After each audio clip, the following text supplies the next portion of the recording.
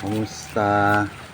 Ito, nagpapalit lang natin ng bagong mags. X-Speed 24 spokes gold. So, pati yung mga dust seal pinalitan ko na rin. Kaya lang itong bushing na to, walang stock kay kay Honda. Etong dust seal na to, bago to. Stock din siya, sukat naman. 40 pesos lang siya kay JT Triumph Honda diyan sa 10th Avenue.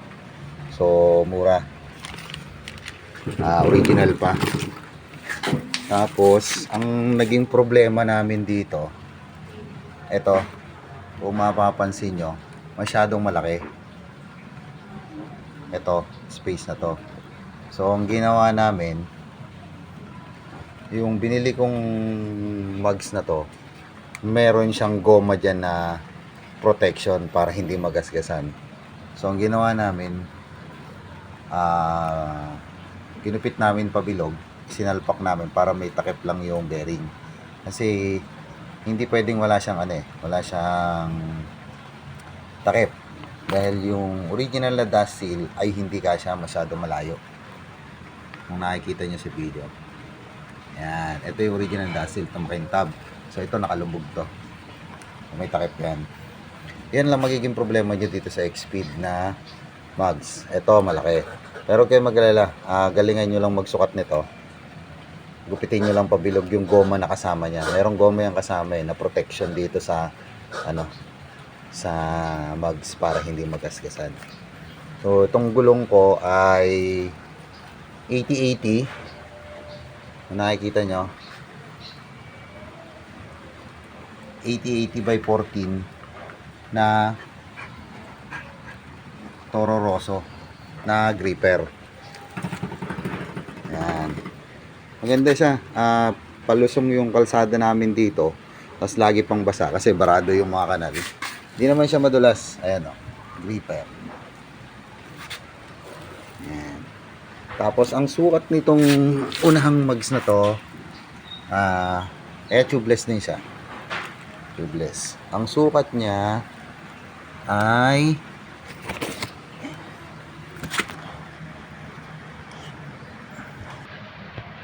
ang sukat niya ay 2.15. Kasi yung stock nito 1.85. Pero yung itong gulong na to, ito pa rin yung nasa stock ko. So kasya pa rin. Maganda pa rin siyang tingnan. Parang parang naging botchog siya kumbaga. Tapos dito naman sa likod, eto nga pala, nagpalit din ako ng bagong bushing dito kasi medyo madumi na. Ito talaga madumi na. Ito walang stock nito kay kay Honda Triumph sa Caloocan sa 10th Avenue. Ito lang ang nabili ko. Ayan. So nagkakahalaga siya ng ang tawag sa kanya ay Polar Wheel Side. 90 pesos lang. 90 pesos lang to. Ayan. Tapos punta naman tayo sa likod. Ayan. Ito, bagong palit to. Itong brake cable ko na to, mahaba to. Ang sukat ito, halos sobra isang dip ako. Papuntahin doon, dire-diretso doon. Itong brake arm, ayan. Arm brake ay 110. So 110 pesos siya. Original yan mga bossing Ayan. Tapos sa likod wala naman kaming naging problema sa nakalimutan ko lang bumili ng bagong nut.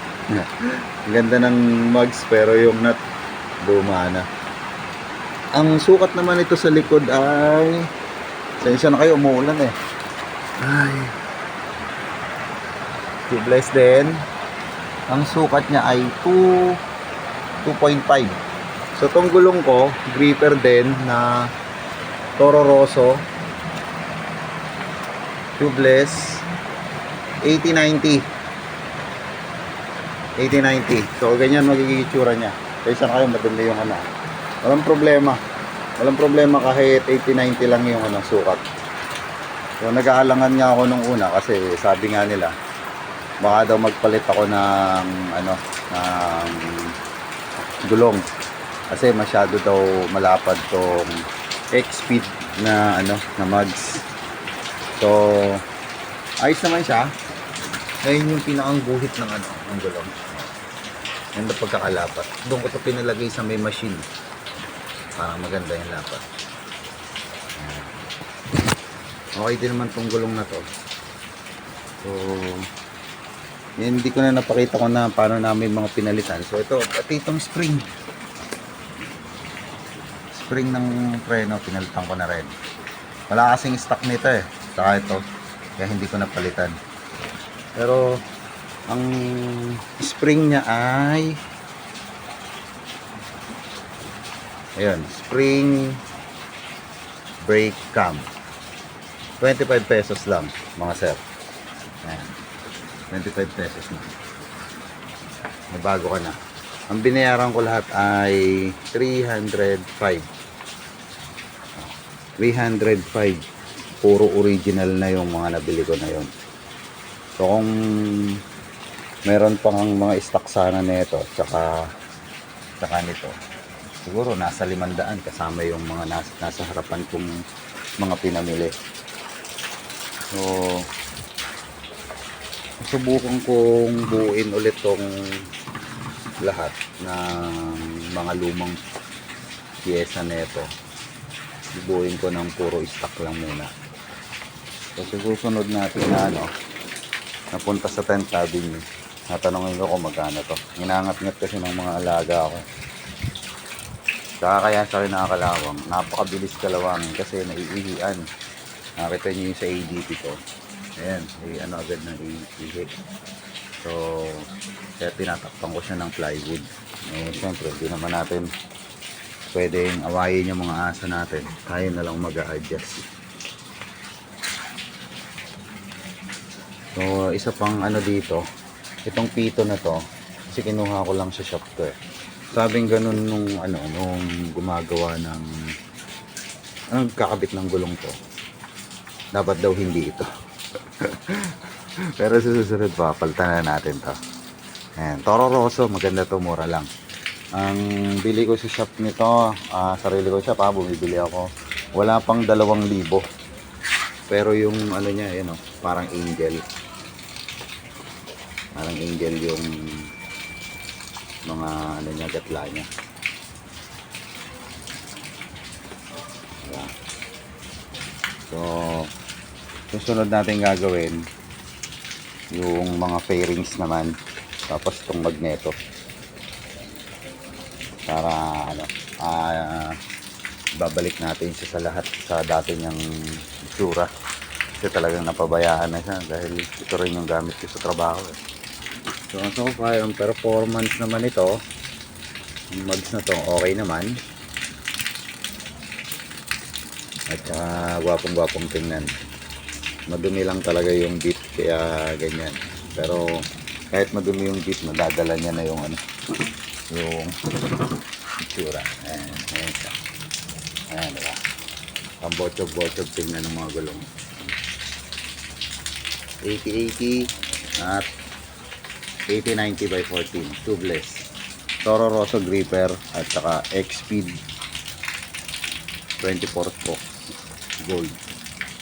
Ang bili ko nga pala dito 4,800. Ayan. Salamat. Happy New Year ulit.